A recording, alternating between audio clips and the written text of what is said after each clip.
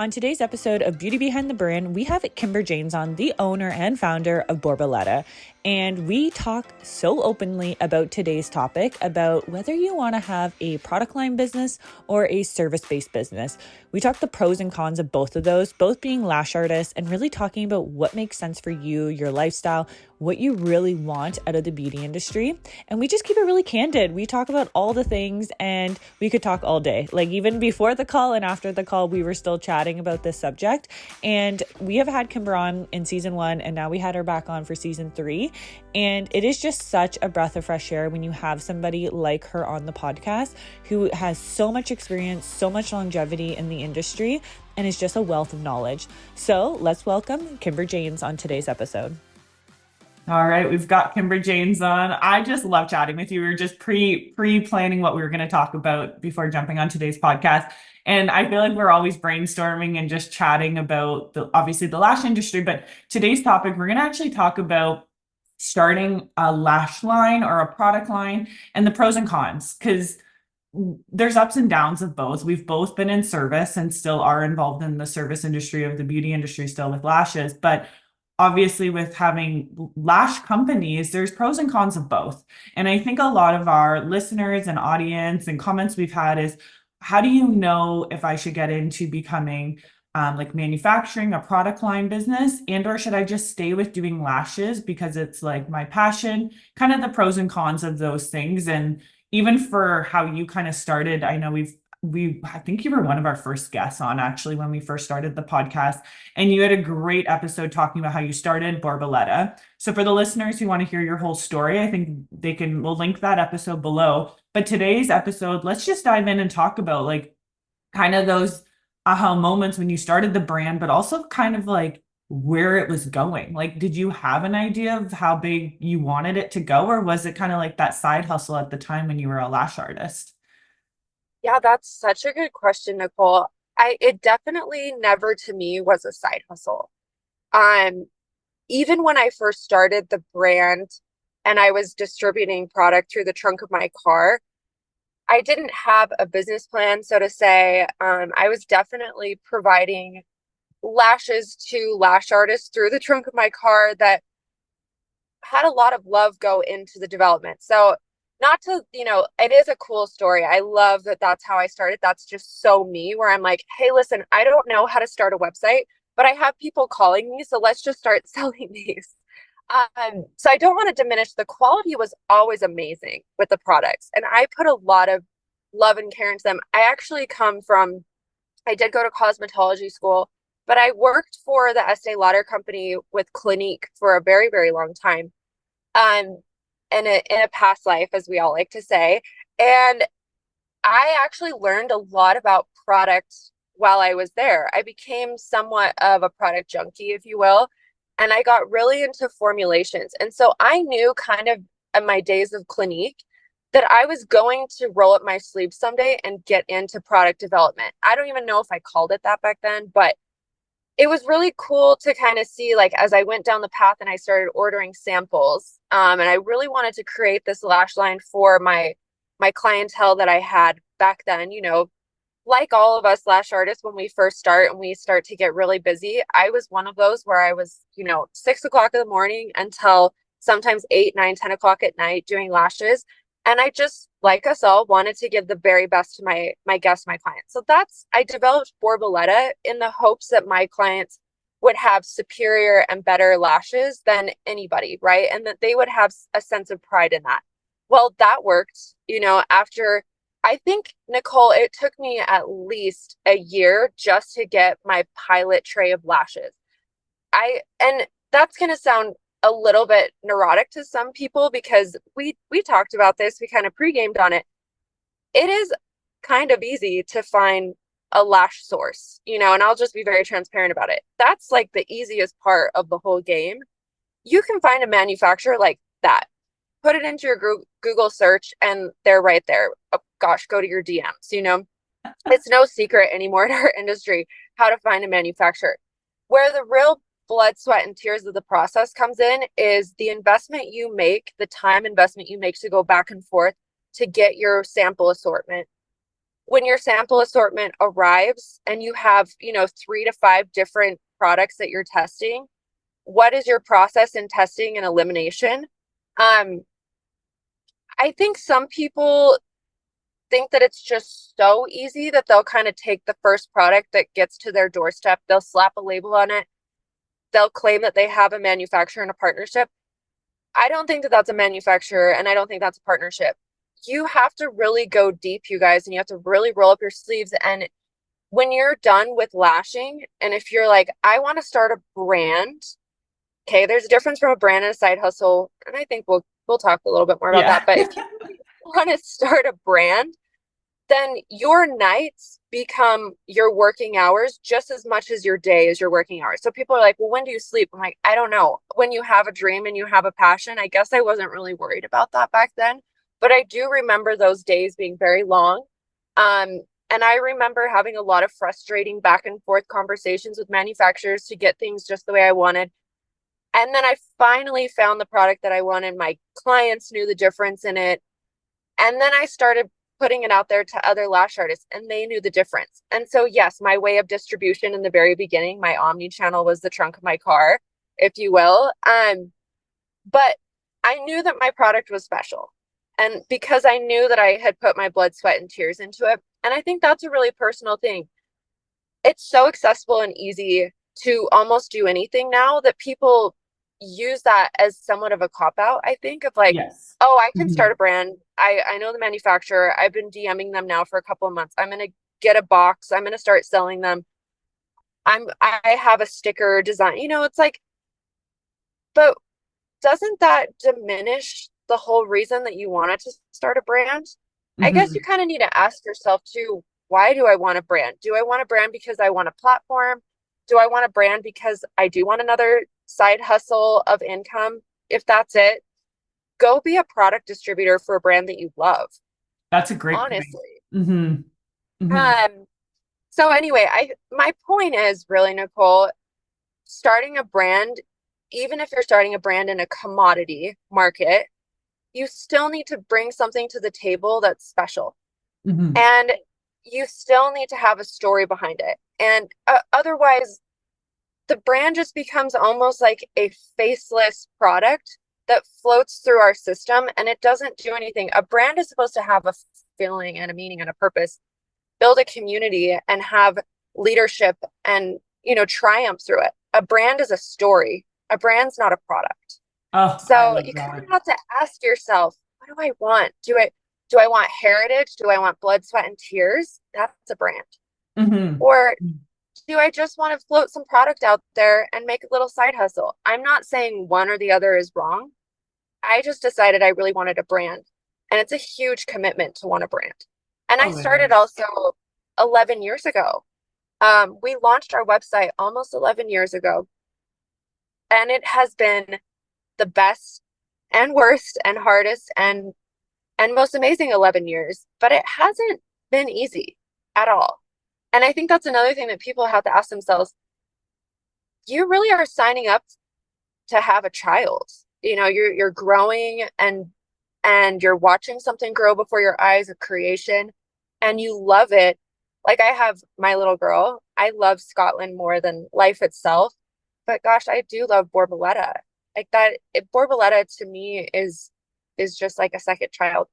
So I think, really just ask yourself, what do I want a product line for?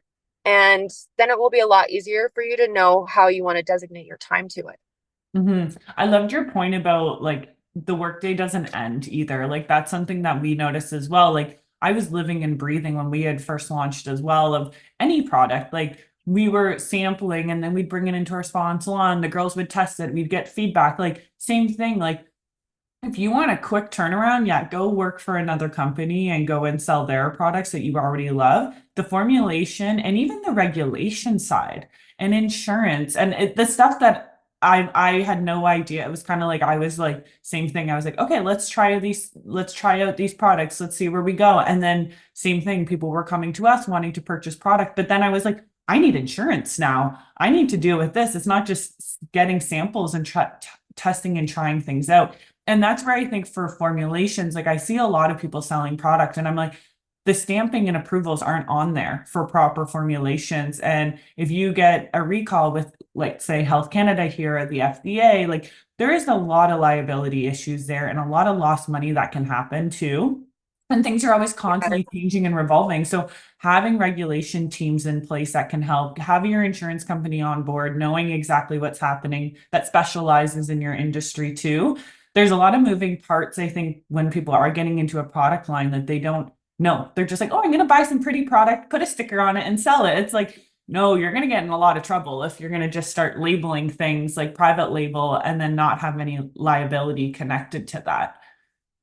You are exactly right. And that's something that makes me very nervous for our entire industry. On that note, is so many people have publicly made it look so easy in what they do. And some of those people maybe are not even, they're running what looks to be a more high scale business, a larger business, if you will. And we know that they're not being I guess it's hard to say, but I know that some of these brands out there are cutting corners. And then it's allowing other people in the industry to make it look like they can cut corners. When in all actuality, you guys, why would you want to cut a corner when you're creating a brand that has your name on it? Are you a corner cutter? You Yeah. know, like if you really want to start a brand, you're exactly right, Nicole. You need to look into every facet. What are the legalities behind it? What kind of team do I need to have reviewing this? I think that we live in a world, just to put it very blunt, of everything has to come quick and easy and accessibly to us. And we're losing, putting the blood, sweat, and tears is diminishing. That's no I agree. longer acceptable. But then all of a sudden, you know, 11 something years later, you'll hear these stories of someone that's like, yeah, I worked really hard for a really long time. And they're like, wow, you just seem like an overnight success. And they're like, no, I've been doing this for, you know, a decade. And now it's actually just gaining traction. And it looks like I'm an Yes. overnight success. Mhm. And yeah, so even, you know, in starting Borboleta, I had been a lash artist for 5 years prior to that. And I had really tried to understand who I was selling to and what I wanted. And so if you're a lash artist and you've been doing this for a year, you don't have to start a brand tomorrow. If you're a lash artist and you've been doing this for 10 years, you still don't have to start a brand tomorrow. I think you just really need to fully wrap your brain around what it is that you want in a brand, what it is that you want to put into the market that doesn't exist, and start small. You don't have to start with 1,200 SKUs. You can start off with one SKU. One brand that I love that I think did this phenomenally in the direct-to-consumer realm is Summer Fridays. Oh, They yes. launched, yeah, like they launched with a jet lag mask back in 2018. And I think now their product assortment is probably well over 20 SKUs.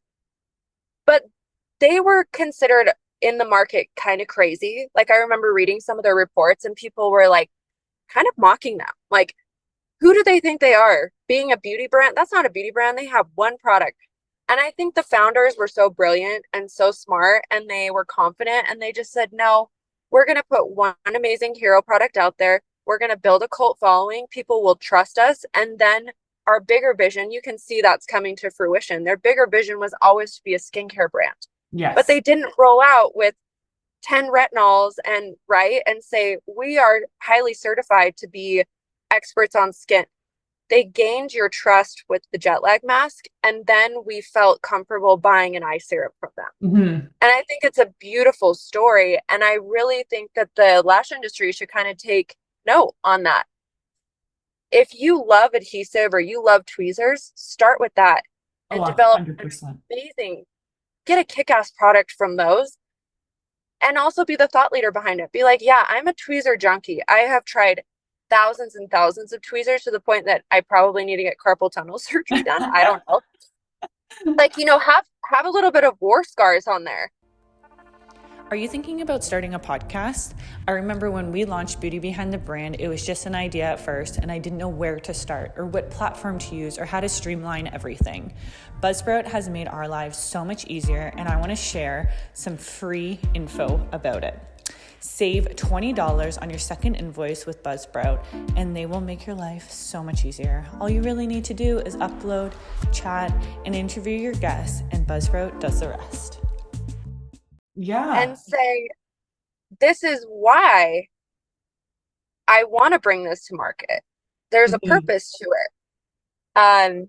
So and yeah, niching down, like I love that, because I think that's the other thing is you don't to have that many SKUs, also starting a brand, purchasing that many purchase orders, the minimum quantities that you have to, like your MOQs, like there's just so many variables too. I'm bringing in and then storing this stuff. Like where are you? I remember I've moved to 3 different storage units now, trying to store things and now fulfillment centers, and it's like it really changes the game when you're carrying that many SKUs. And like you said, be an adhesive specialist, educate, then your content can be just about that. You know what you're using. And for even for your clients, like I think that's another thing. It's talking about the safety of products and knowing your formulations is like we're all service industry based, I think, in our minds, right? we all became a service for our clients. And whether you own a product line or not, I think you're still going to always have that in you, that you want the best quality product for that end consumer, right? You want that client to have the best retention or the best, like they're not going to have sensitive eyes after their treatment. They're not going to be watering. They're not going to be puffy. Like that is what we as a manufacturer, like distributor wants for the company. But as a brand, that's what we want to be able to stand and shout from the rooftops, right? That we're a safe company. You can trust us.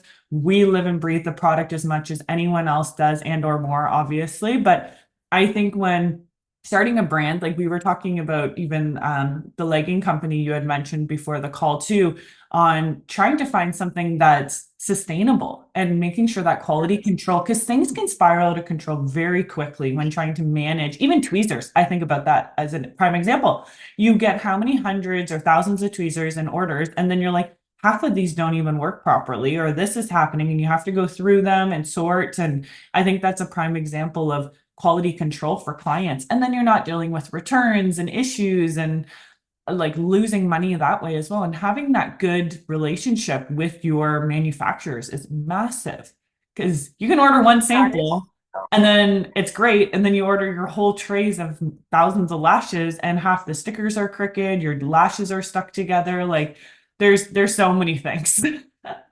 No, you hit the nail on the head, Nicole. I think that people look at it maybe in a vacuum too much of like, oh, I'm just going to get a box that shows up from my manufacturer. It's going to have everything that I need in it, and it's going to be ready to go to market.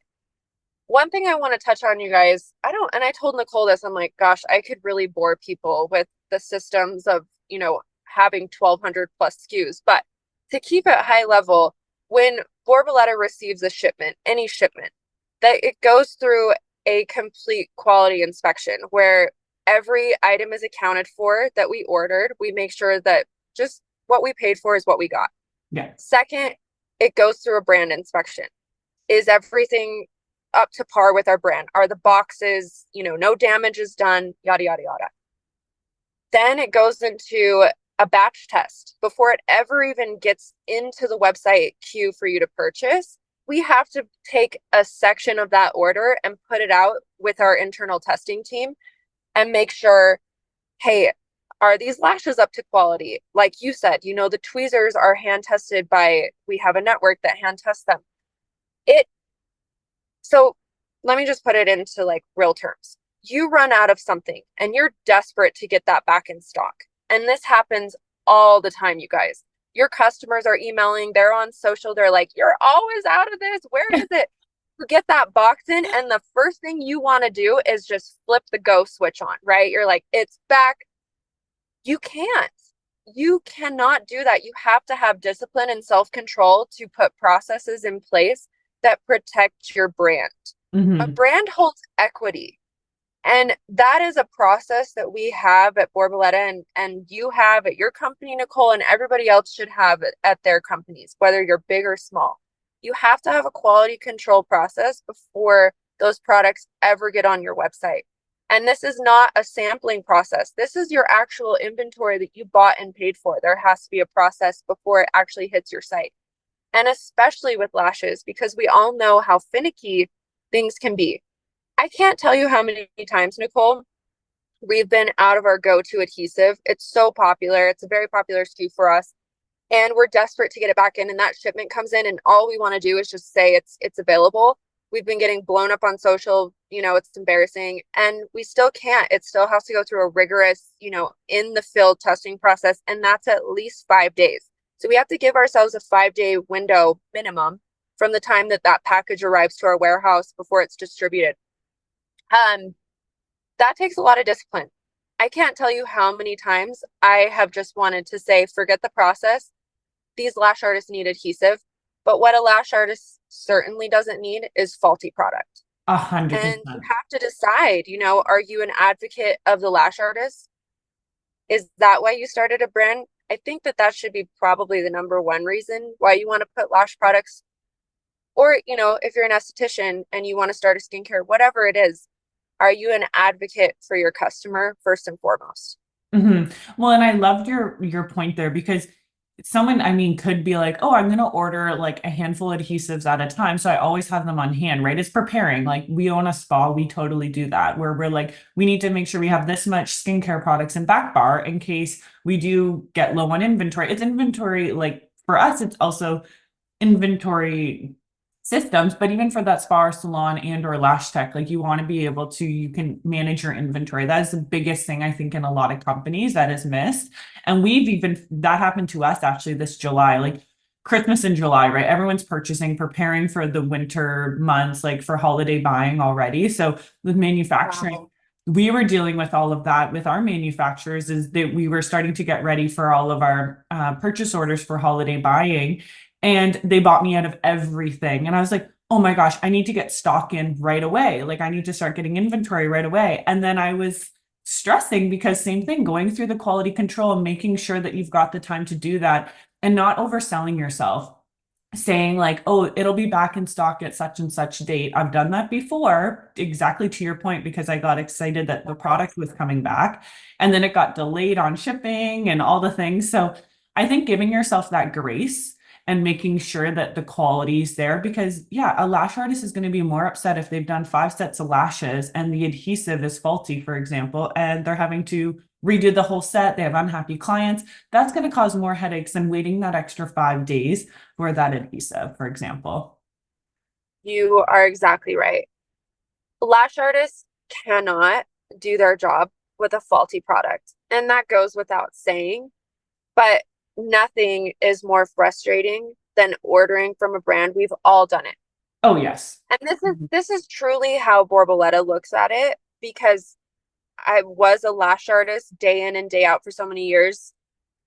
I know how it feels when you get a product in that is frustrating and unworkable, and you're sitting there with your client and they are paying you, when in turn you have to take a portion of what that client pays you to go back and reinvest and buy more product. So you're sitting there and you're like, I've spent all of this money on an adhesive that is not performing, and you're stressed and you're like, is my guest going to like these lashes? First and foremost, are these lashes going to stay on?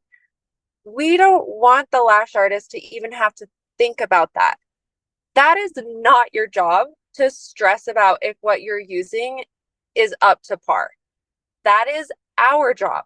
So when lash artists jump in and they're like, I want to be the lash artist service provider, I want to be on the speaking circuit, I want to have the authority, and I also want to have a brand. You cannot serve two masters. I just really don't believe that you can. That doesn't mean that you have to, completely stop lashing and get away from your passion, but that means you certainly cannot take a 9-to-5 clientele and try to operate a brand that's shipping. I was going to say worldwide, but you guys, you can't even offer a brand that is shipping within your own country and still be working a 9-to-5, being a lash artist and being an advocate for your customers. There's no way that you can scale. There's absolutely no way you can scale. That is such a good point because that's what I noticed. Like we had gotten Health Canada approved everything here when I was still, I wasn't, no, I was, yeah, I was working still doing services like Monday to Friday. And then I started taking Fridays off as my administration day. But I was up till 2, 3 in the morning talking to manufacturing, getting things organized after I was done working a 10, 12-hour day at the spa. And I was Yes. almost like it was almost, I guess it was after COVID, like during COVID, where I was like, oh my gosh, I'm on the edge of burnout. Like I needed to really slow down because yeah, it was happening where I was just trying to do too much at once, right? Trying to please everybody and doing all the things. But that's where we're at right now, where we're getting all our regulations done for international sales. And like I couldn't imagine working a 9 to 5 or even like half another day job in any sense on trying to do all of this because you're kind of at the beck and call of when regulators call or you've got lawyers meetings, you've got and time change and zones, right? You're talking to like I just had a call at 7:30 last night with someone from Australia trying to get our regulations done. And like you're just kind of at their beck and call when they need to get a hold of you. And that's what Yep. I kind of die when clients are like, well, what do you do all day if you're not doing services anymore? I'm like, I would almost prefer sitting in a treatment room some days and doing lashes than what I'm doing, trying to do all these regulations calls. Then it's a lot. Yes. People don't realize that. Nicole, you bring up such an interesting point with that I think, you know, pros and cons to starting a brand. Yeah. Obviously, the pro, you have a story that you want to tell, you want a platform, you want to share your love for product with the industry. I love that. Nothing is better. Here's some cons.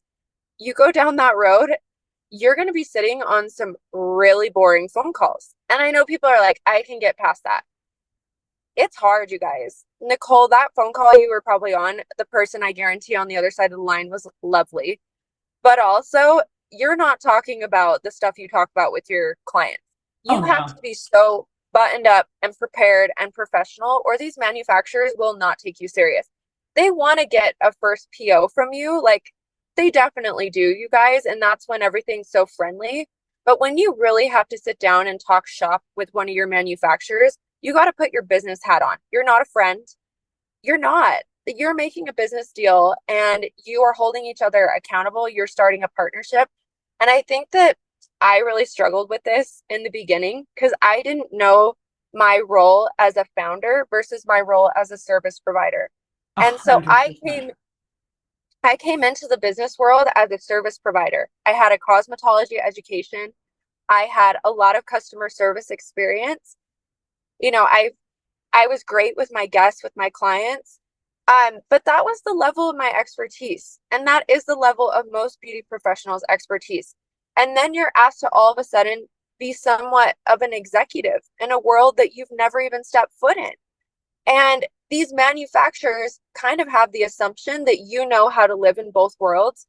And I'll be honest, you guys, I didn't. Maybe a lot of you listening to this do, but that's where a lot of my breakdowns came from, is trying to live in a world and be a creative lash and beauty and, love for the service industry and take that love for the service industry and have a brand. And I really had to get completely broken down and get built back up.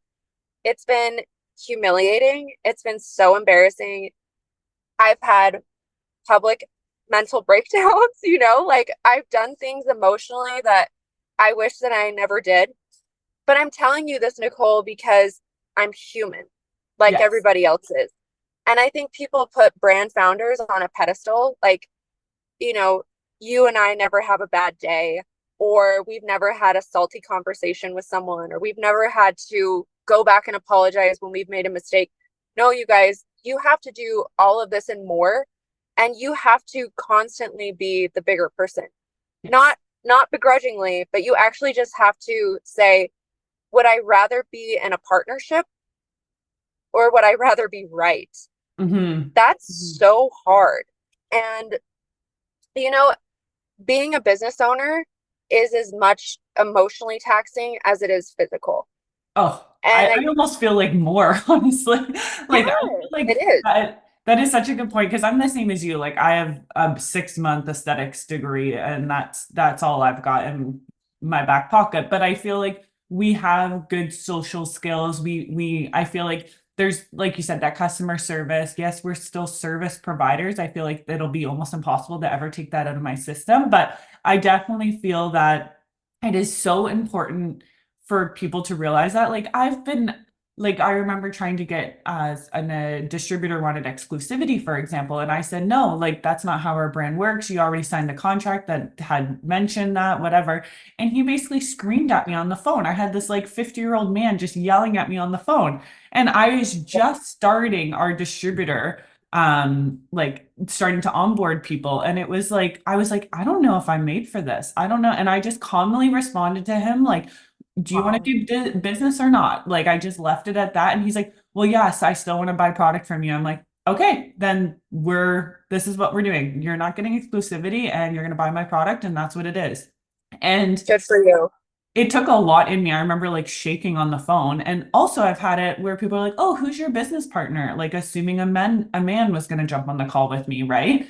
So and we've gone through recall situations where we've had to lose a lot of product and money and service, and the embarrassment side of that as well, of people calling me saying what's going on and me not even knowing what's going on. Like that's where it's hard, because you also have to put the face on, in a sense of like everything's okay, but you're literally Yes. dying inside. You're just show up, try to do your job the best you can, but in the back of your mind, you go to bed thinking about things, you wake up in the morning thinking about things. No matter how much meditation and mindfulness I try to do, it's always there.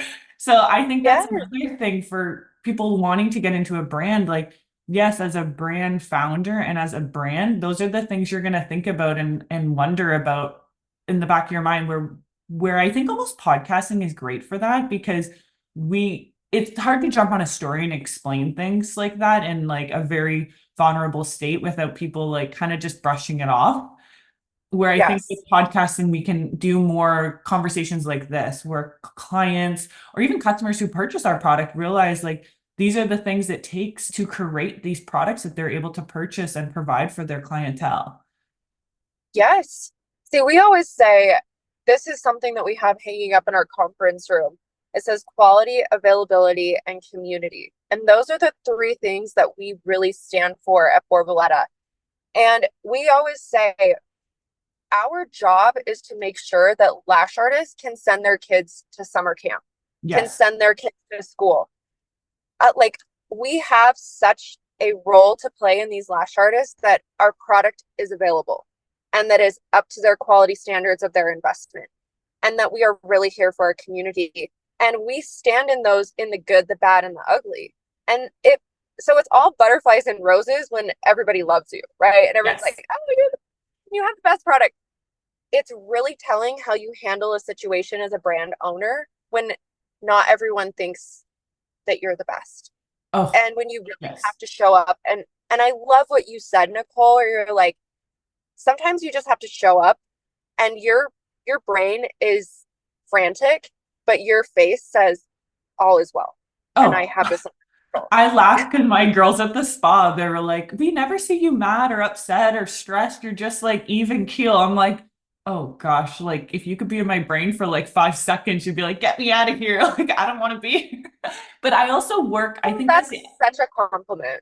yeah, like I said that to them. I'm like, this is actually what's going on in my brain. I said, I sometimes I'll go in like a day in the life with them where like, I'm like, this is what I did today. They're like, what? Like, how are you so calm and like normal? I'm like, I'm glad you guys think that from the outside, but I think I've also I've owned a spa for almost 10 years. Like, you know what I mean? I don't really know any different. I feel like it's just kind of part of me at that point. It's my identity. Your brand almost becomes your identity. That's another thing, which is like, you've got to be okay with that. Like I think even choosing your colors, like I love your story of why you chose Borboleta in your conversation. Like I think that's the whole part of like even my brand with Muskoka Beauty. I was Miss Muskoka. I was in pageantry, which created my brand story. And there's a part of your brand that is you, right? And I think people need to realize that. Don't make something that's trendy. Don't make something that's just going to go out of style in the next couple of years. Make sure it's something you're going to love because it's you. And I think that's when Yes, creating a brand, the name, the color, the feeling, like you said, the pillars on what it's created on is so important. it is. And I really think that, yes, your brand does become your identity, And also, how can you make your brand resonate with others? And that's something that I've really struggled with because Borboleta, it became a pretty big name in the lash industry. And it was easy for people to instantly think that I was Borboleta and Borboleta was me. And that became overwhelming. And when I finally realized that, Borboleta is an extension of me, it is so much of me. It's my blood, sweat, and tears, but it's the lash industry, right? It was created for lash artists to, just like we talked about, essentially for them to always have something consistent to go to that they knew was going to be up to par and quality and feel luxurious, but also make them feel like an artist, Yes. and give them the ability to create.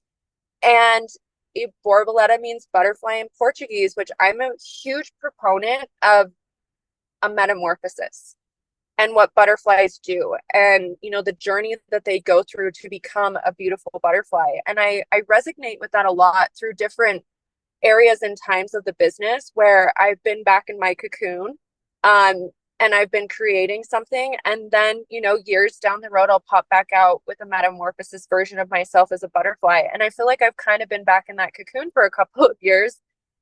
But it is exactly what you said, Nicole. I kind of have had to separate myself a little bit and say, yes, I am the founder of this brand, but I'm also so much more than this outside of the brand. And Borboleta is so much more than Kim Jaynes. Hey everyone, it's Nicole Mannion here. As someone who's built two successful beauty businesses, Muskoka Aesthetics and Muskoka Beauty, I know firsthand how important it is to have the right tools to grow your brand. That's why I'm excited to tell you about Shopify. Whether you're just starting out or looking to take your business to the next level, Shopify is the all-in-one platform that makes it easy to create your own online store and start selling. With powerful tools to help you manage everything from inventory to marketing, Shopify is your go-to place for entrepreneurs like us. Plus, they have 24/7 support to keep you on track. Ready to get started? Click the link below in our show notes to get started today with Shopify and enjoy your Shopify journey today. Mm-hmm. And that's been a cool epiphany for me to actually say, like, I can put this portion of my brand in somebody else's hands and I don't have to own it, and they're going to do it so much better than I ever could. That's been a challenge. Oh. And I think that's a challenge for a lot of people. It's like your baby, like you said before, right? It's like sending your baby off to school, or like someone else is holding its hand, right? And it is hard. Like you think of that. And I think outsourcing is probably my biggest advice for a lot of entrepreneurs. But once again, quality control. Make sure you're not just throwing, oh, this person seems nice. Like I think they would be a good fit for this job. Like do your research and make sure, because once again, you wouldn't just send your kid to any daycare. You would do the research, you would go visit, you would do interviews, like really, really do the work to make sure you have the correct team in place to be able to outsource to. Yes, I think that is a phenomenal thing that you said. And I think that this happens a lot. I have done this plenty of times in my brand. You need a role filled and you essentially put kind of a stopgap or someone that you see the person's full potential and you hope that they reach it. I think what you said, Nicole, is so insightful. And for those of you listening who have kids, you would vet out who is taking care of them when you're not with them. You just would. And the same goes for your business. Yes, you cannot do everything. You just can't. We all know that, right? So what you said is absolutely so true. Take some things off of your plate that maybe you don't want to do anymore, or you don't have the full skill set to develop right now. I'll give you guys a great example of something right now that I'm doing just that with. It's our digital ads. So we've been back and forth on digital ads, how we create them, what it looks like. Our process right now, we're definitely going in more of a UGC direction. It feels a lot more organic. And I'm really helping out with the behind the scenes creatives on those ads, which this is so vulnerable to say, because if you've seen some of these ads, you're like, oh, wow, that's nothing to be bragging about. I'm not bragging. I'm telling you how hard it is. Okay. I can create content, but for some reason a digital ad is just a different learning curve for me. And I have taken classes and I've done research, and I'm finally like, I am reaching out and talking to agencies now. And I'm like, here's where I'm at. I need some help. It's been a humiliating process, and I can't believe it's taken me this long to finally just say, like, okay, this is something that I need major professional help on. But here I am, and I'm going out to them. But here's the other thing, you guys. I didn't just pass a brief off to an agency and say, come back with something. We are holding each other's hands. I'm holding their hands in accountability. Like, if they tell me they're going to have something back to me and I don't have it by 5 o'clock, the time that they said, I'm sending them an email. And you have to be like that. It doesn't mean that when you hire or outsource something that your hands go off of it. It just means that maybe an expert can help you and hold your hand, but you're still accountable to make sure that that project gets done the way that you envision it getting done. Oh, that's It's a such a really good draining point. process. Well, and for people too, that's something that I just started outsourcing, like our social media as well, for both the spa and Muskoka Beauty as well. And that was hard, handing over your passwords and stuff for your social media. I'm like, this is something I enjoy doing, but it was like something I couldn't give the attention. I don't have a degree in marketing. I have no idea how to create a proper newsletter. Like, that was where it was hard for me to start doing that. But at the same time, if you can't afford employees can be expensive, find an agency Yeah. that does this, to get a contract worker to come in and do a full audit of your business and be able to see what your marketing platforms are, what your goals are. And then it almost made me think about those things more, because we were really honing in and niching in on a lot of those things that we wanted to. And I was just throwing spaghetti at the wall, honestly. I was like, let's talk about this Yeah. this week. Let's talk about this. And they're like, what's your marketing plan for this month? What are our goals? What are we trying to achieve? What are some of the marketing strategies you want to put in place? What is your content that's done well? Let's review that. Like, I think that's with a lot of things, like even back to the manufacturing, right? Like, they're the experts in their field, but everyone needs to be accountable for doing their job correctly, right? Yes. You, I think that that is one of the biggest things that you've said around everybody needs to be held accountable, but who holds them accountable? Yes. That's you. Yeah. And can you step into those shoes? Nicole, you operate, own, run a spa and product. So you're doing it all. This is why my brain's the way it is.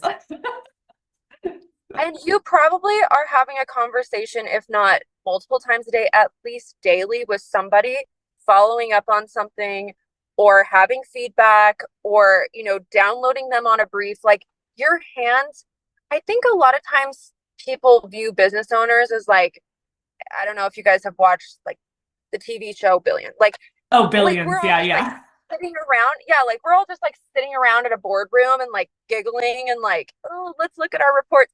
My gosh, like, no, that is not reality, you guys. Like, I have never sweat so much in my life running around my office. And it's just like, did we get this done? I'm running to a meeting. Like, if you really care and if you're really in that phase of like you're grinding and you're starting a brand, you probably barely even have time to reply to your DMs. Like, I'm just going to be honest, you guys. A lash artist. So, really quick, if you want to be the socialite on social platforms, creating content, go work for a brand in their marketing department. I promise so many brands, beauty brands, lash brands alike, are hiring these types of people. You don't have to jump in and start a brand because you saw somebody else that has your same skill set do it. Mhm. Take your time. Go in and roll up your sleeves and go work for a lash brand or for a beauty brand and say, okay, this is what it's really like, because it is polar opposite of what the service and treatment room is Oh like. my gosh, that is such a good point. I was listening to a podcast a couple weeks ago, and they were talking about that, about actually working in each department in a place before starting your own. So, for example, yes, owning a spa, be an esthetician at a spa or a lash tech, but learn, like, that's what I did. Like, I worked at another place before I opened my own, and I learned all the things, the pros and cons, the things that suck about owning a business. My parents are business owners. I get it. But before starting a lash brand, that's kind of the topic of today's podcast, is talking about that. Before getting in, realize all of the different jobs you're going to have, all the different hats you're going to have to wear within that career choice. Because, yeah, if you want to just do marketing, go work for another company. See if that's really something you want to do, because it might look amazing on social media, like owning a brand, but it's the blood, sweat, and tears that people don't see behind the scenes, right? You are exactly right. And it's not, I think a lot of lash artists, this is a general statement. I think a lot of lash artists that want a brand because they love the creative and marketing side of a brand. Yes. And I'll be honest, I've been that person. So many times I have been that person. Where I'm like, I just want to do the fun creative side of things, but I have to put my accounting hat on because I have to go order product and I have to stock inventory. And then I have to put my customer service hat on and go and reply to all these customer service. Like the time, what I'm trying to say is, especially in the beginning of starting a brand, you do almost less of the creative and marketing side and you do more of the operations and the heavy lifting. I've said this multiple times. I'm 11 years into my brand and I'm really, really just starting to understand the creative and marketing side of how a brand functions because it's finally where I'm landing and settling. But it's taken me a long time to get here. So you don't jump right into the fun things overnight. You have to build to get to where you really want to be. To your point, go and experience with all different types of brands and companies what all these different departments look like. So when you do start your product line, you have worked in the shoes of these other people. You'll actually feel a lot of empathy when you hire people too. So you'll say, I know what it feels like to have to do accounting or I don't know, whatever it is, you're going to understand it on their level, but you're going to learn something from people that you hire. Also, if you've stepped in and you've kind of tried to do what they're doing too. Well, even the connections, like I love that point too, because you're going to be building those connections with people. And that's where I feel like sometimes I feel like I don't even talk to people in person half the time because I'm either on a Zoom call or chatting with people on the phone, like that human interaction. But actually creating those connections, working somewhere else is so important as well. And they might know someone else, right, that you need to contract out and vice versa. But I think we've lost a little bit of that in the sense of like, getting back into in-person things. And I know with going into the office, even for me, or this like into the spa, I love it. Like it just fills my heart to see the girls, to be able to see clients, get client feedback in person, because I feel like when I am working on the product line business, I'm sitting behind a computer a lot of the time. I don't actually get to spend time one-on-one with a client. I just usually hear the problems, right? I hear like customer service things, or I can't log into my wholesale account, or this is happening, right? So I think that's the other thing is when being a brand owner, founder, CEO, you're usually the one putting out the fires, trying to problem solve constantly too. And 100%. that's the part where I'm like, oh gosh, sometimes I just need to. I've been actually really good with my phone, for example, is trying to simplify when I'm offline and online just for my mental health to just be able to step back for a few hours a day and just even go for a lunch break. Like half the time I'm like, oh my gosh, it's 3 o'clock and I haven't eaten lunch today. Yes. No, you are tapping in to a whole new side of what business owners deal with outside of the service room. I think what you're saying is relatable to people that get services done, or sorry, to the lash artist, right? To the Yes, service yeah. provider. But when you're owning the product line of things, take what you're doing in the service room and times it by 10. You think that your clients might reach out to you now and have a complaint? Well, wait until you're sending, you're shipping 50 plus products across the country. I would dare say you're going to hear from quite a few of those. And it's not because your product isn't good. That's just the name of the game in product. Yeah. And you're really going off of people's opinions with a product line. Yes. And so yes, you are constantly putting out fires. If it's not with the customers that you are selling to, it's internal problems. And there's internal problems every single day. And sometimes they're really, really big HR issues, and other times they're just having to navigate and back to you receiving feedback.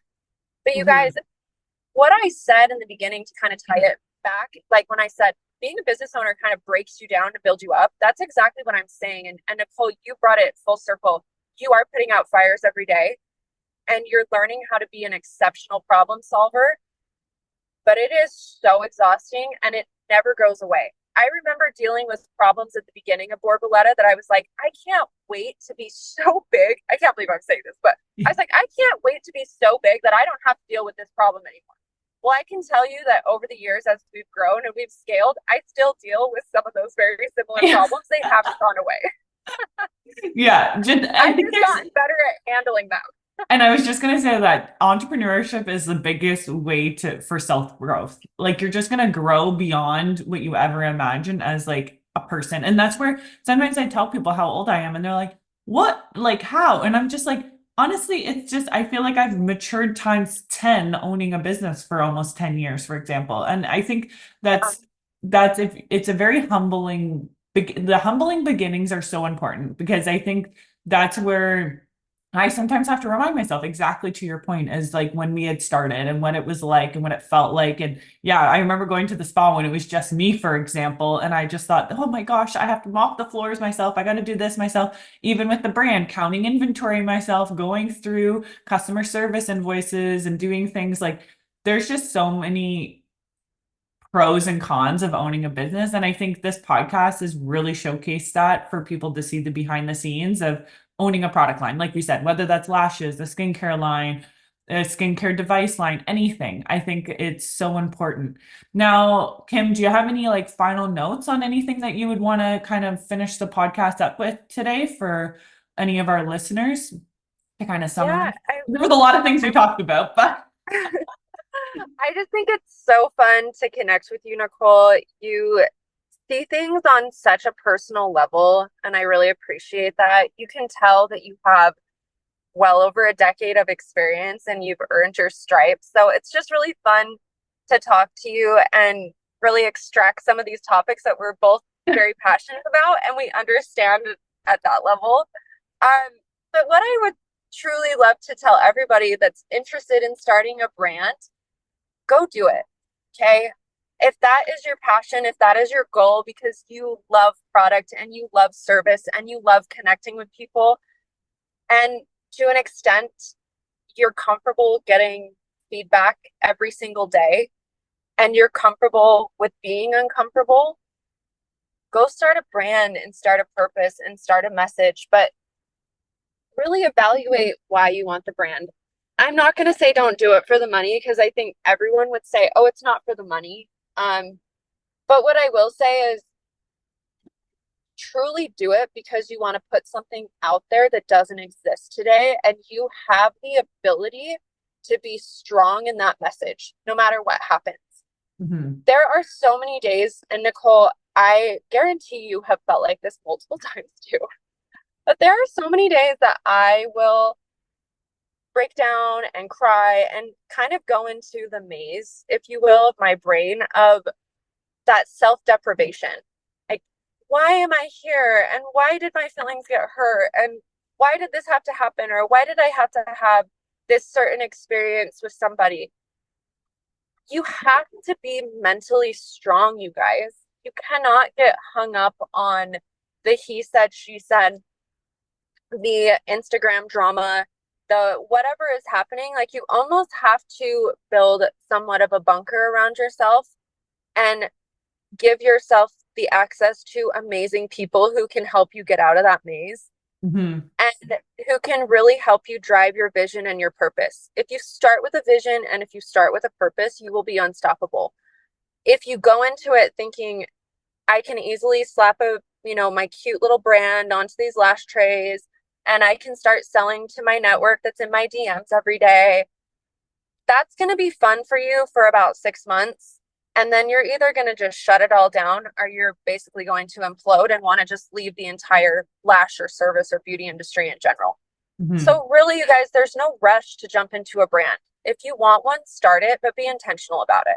Oh. And if you decide after listening to this that you don't want to start one right now, that's okay too. Go and be the best service provider and maybe go work for a brand for a while and really decide what you want. Oh, that's gold right there. That summarized everything so beautifully. And that's where I think too, like you and I always have such meaningful conversations when we connect. And I think creating a support system, exactly to your point too, making sure when you are in those mazes, when your mind's just I'm the same. Like when things are going on, people don't hear from me for a long time because I'm just kind of going through the motions. But having that support system, having maybe another entrepreneur friend that can relate, because I can't talk to my friends about certain things. Like I've my mom friends that I'm like, I'm not a mom, they're not entrepreneurs. We talk about different things, friendship stuff. Like it's just different where you and I can connect on entrepreneurship, what we're going through, the ups and downs, right, of owning a brand and a business, and knowing those people who you need to call when times get tough.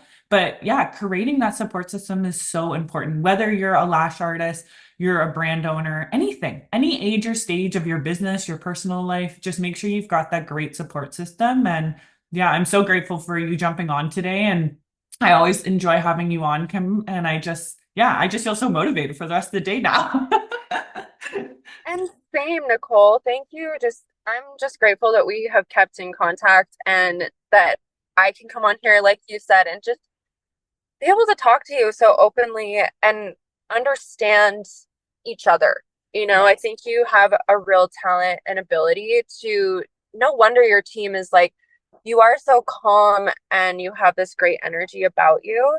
But you possess such amazing qualities to do what you do. And I just really Oh, thank appreciate you. that. Oh, I appreciate you too. Honestly, I remember purchasing your product. Like when we first started looking at lash brands, that was like, I just idolized everything you stood for and like your personal page, your Instagram, all the things. So hopefully we'll be able to meet in person one of these days as well and go for dinner and hang out in person. Because that if our energy is like this, like on the Yes. phone / computer, I can only imagine what it'll be in person. So I'm so grateful for you and just keep doing what you're doing. You're killing it.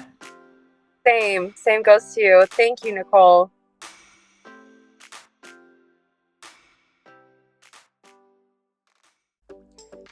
Hey everyone, it's Nicole Mannion here. As someone who's built 2 successful beauty businesses, Muskoka Aesthetics and Muskoka Beauty, I know firsthand how important it is to have the right tools to grow your brand.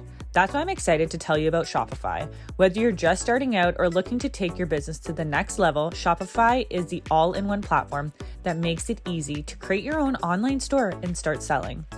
With powerful tools to help you manage everything from inventory to marketing, Shopify is your go-to place for entrepreneurs like us. Plus, they have 24/7 support to keep you on track. Ready to get started? Click the link below in our show notes to get started today with Shopify and enjoy your Shopify journey today.